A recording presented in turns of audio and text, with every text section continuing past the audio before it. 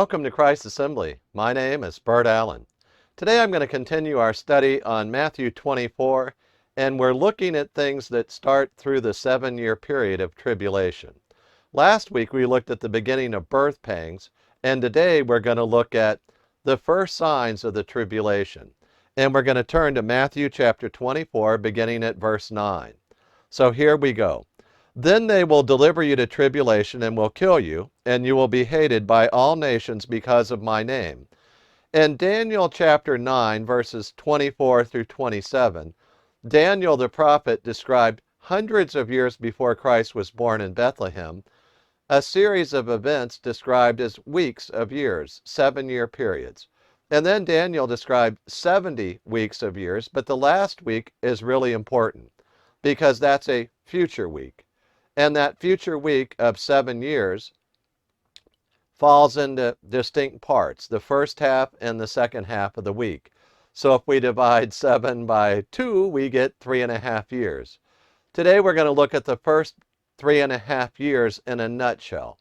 And that's going to be in Matthew chapter 24, verses 9 through 14. And let's see what that's going to be like. We've already been over the beginning of birth pangs, but now they're going to see the beginning of the tribulation. In Matthew 24, Jesus is describing answers to 3 questions from the disciples. So today we're looking at the second of those questions.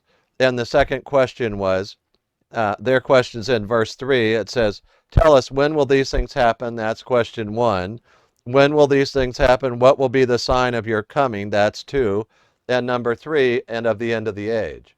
So today we're going to look at some of the information that Jesus provided about the beginning of the tribulation. That's a 7-year period described by Daniel and in Revelation chapter 12 of 3.5 years. In verse 9, he said, they will deliver you to tribulation and will kill you, and you will be hated by all nations because of my name. Some folks think that the tribulation comes after any number of events, but it's better to view that as the tribulation hasn't actually started yet, even today. And we're looking off into the future, even as we're in the year 2022. Well, how do I know when the tribulation will actually start? Well, he's going to give us some signs here. And the first sign is, they will deliver you to tribulation. You're going to be delivered into it whether you want to go there or not. The Bible teaches a cloud's resurrection in 1 Thessalonians 4, 13 through 18, where Jesus comes back with all the people who've already died, and he brings them with him, and then he gives them resurrected bodies. And right after the people who've died get their resurrected bodies, then the people who are alive and remain on earth will get their resurrected bodies as they're caught up into the clouds to be with Jesus. Therefore, I call that the clouds resurrection from Scripture. 1 Thessalonians 4, 13 through 18. Well, Bert, what's that got to do with this? Believers are not going to go into the tribulation, but there will be many people who become believers during the tribulation. We're going to see at least 144,000 in Revelation chapter 7 and Revelation 14. But in Revelation 7, not only do we see 144,000 people sealed from every tribe of Israel for a total of 144, but then we see next pictured there an innumerable myriad, a huge number of people far beyond 144,000 who are saved out of the tribulation. They were not believers when the tribulation started.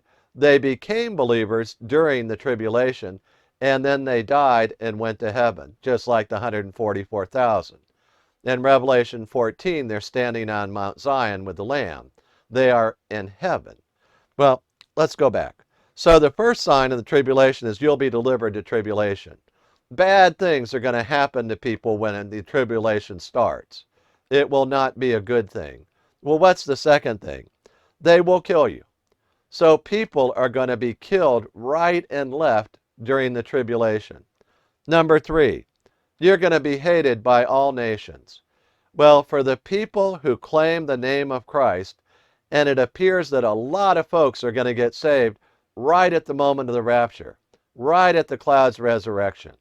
They're going to have a change of heart and a heartbeat because they're going to see everybody's gone. And they're going to go, oh, I should have done this earlier. And a lot of people will become believers. And those people are going to tribulation. They're going to be killed, and they'll be hated by all nations because of my name. Wow, that's a lot. Okay, what else? Verse 10. At that time, many will fall away and betray one another and hate one another. Three more right there. Three more. Here are the three. At that time, this is during the tribulation now, that 7-year period of intense trouble on earth.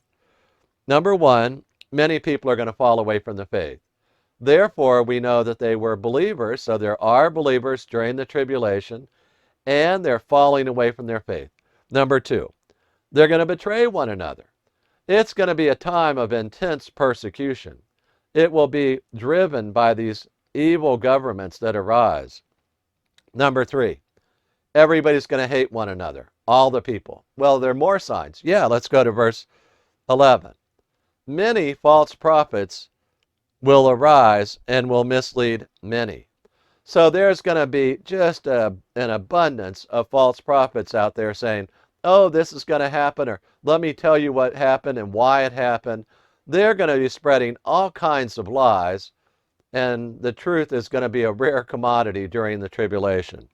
Verse 12, because lawlessness is increased, most people's love will grow cold.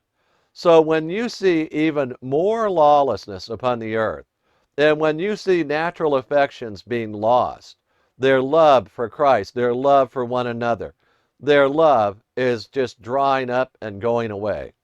Verse 13, is there any hope? Well, here's what verse 13 says. The one who endures to the end, he will be saved. So Jesus says there are going to be believers who are endured to the end of the tribulation. They became believers during the tribulation. They're going to be saved by going all the way through the tribulation. If you remember over in Zechariah 13, 2/3 of the nation of Israel will be wiped out during the tribulation. And if Isaiah talks about 7 women for every man. Okay, so their population's really torn up, taken down. Verse 14. Here's another one of those time markers that we can look at about the tribulation. The gospel of the kingdom shall be preached in the whole world as a testimony to all the nations, and then the end will come. So Matthew 24 moves forward chronologically, answering the questions of the disciples in Matthew 24:3. But here it says, the gospel of the kingdom is going to be preached through the whole world, and that will be a great day, and then the end will come.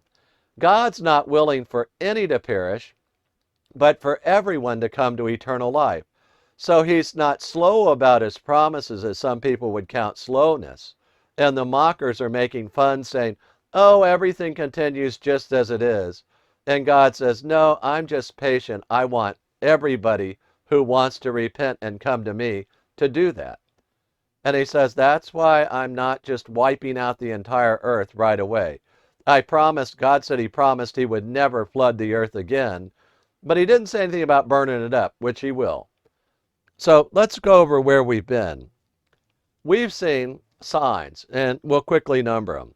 Number 1, delivered to tribulation. Number 2, they'll kill you. Number 3, you'll be hated by all nations because of the name of Jesus. Number 4, many will fall away. Number 5, betray one another. Number 6, hate one another. Number 7, many false prophets will arise. Number 8, they'll mislead many. Number 9, lawlessness is increased. Number 10, most people's love will grow cold. And number 11, the one who endures to the end will be saved. And number 12, the gospel of the kingdom will be preached throughout the world before the end comes. So we've got about 12 signs there of what the tribulation will look like.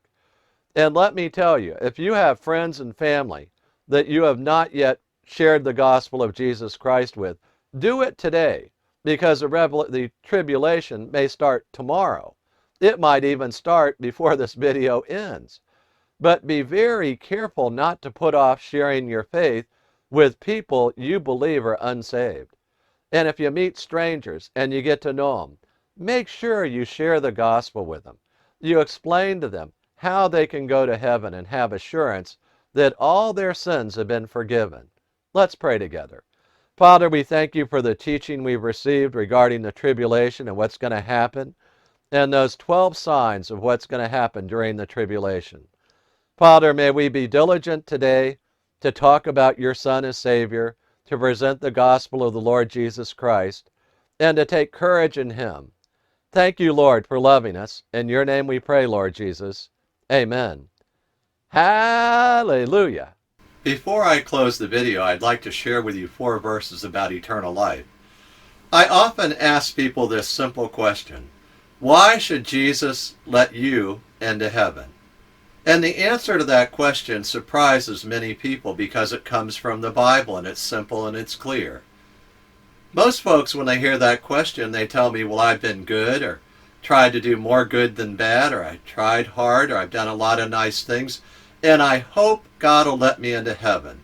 They somehow think if their good works outweigh their bad works, that God will let them in. But God says, actually, I'll let people into heaven because of a free gift. But the story from Jesus starts with 4 verses, and I'm going to read them one at a time. Romans 3:23 says, "For all have sinned and fall short of the glory of God." Romans 3:23. You see, for every person who lives today on earth in human flesh, we've all sinned. Every one of us. We've all told a lie. We've all done or said something that made somebody else angry, and we were doing it out of anger ourselves. We've all done things to hurt other people at one time or another. God says that's all sin, and I look upon that as falling short of my glory, God says. God says we should never fall short of his standard, which is the glory of God. Well, is it serious that we've sinned? Should I be worried about that? Everybody sinned. Why should I worry? Well, consider Romans 6:23. For the wages of sin is death, that all of us deserve the death penalty. At the moment we sinned, we incurred the death penalty for the smallest sin or the biggest sin. I'm happy that Romans 6:23 continues and says, "But the free gift of God is eternal life in Christ Jesus our Lord." You see, if you've been listening carefully and thinking about what the Bible says, so far we've learned that we're all sinners, we all fall short of the glory of God, and we all deserve the death penalty. This doesn't sound like good news until you read the last part of that last verse. It says that God has a free gift for all of us. It's in Christ Jesus our Lord, and it's eternal life. The free gift of eternal life that only Jesus Christ can give you. He said he's the way, the truth, and the life.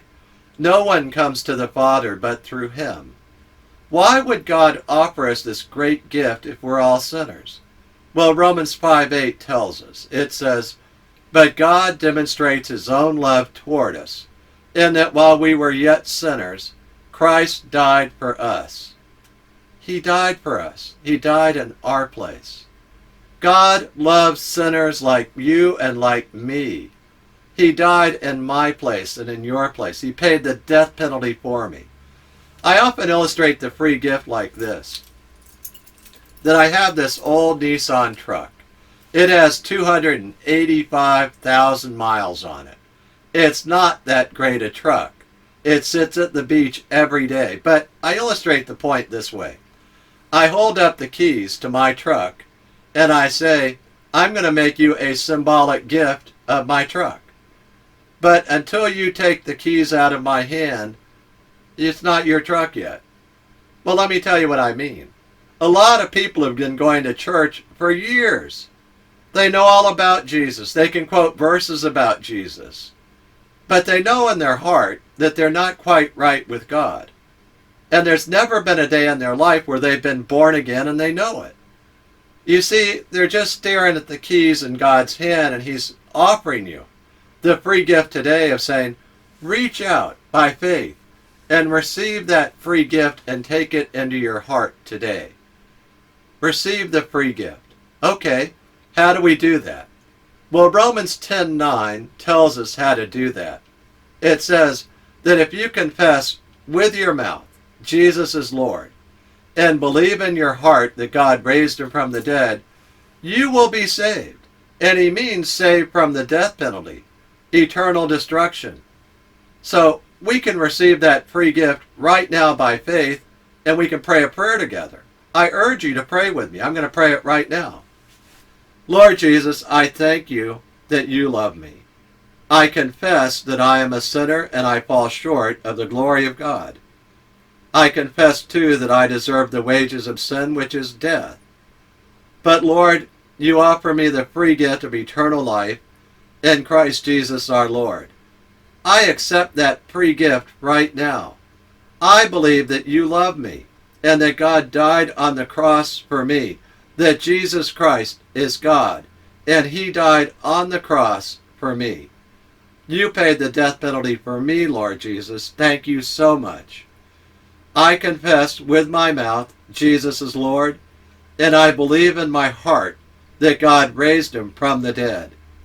I repent of my sins, and I accept that free gift, Lord. Thank you so much that you have forgiven me.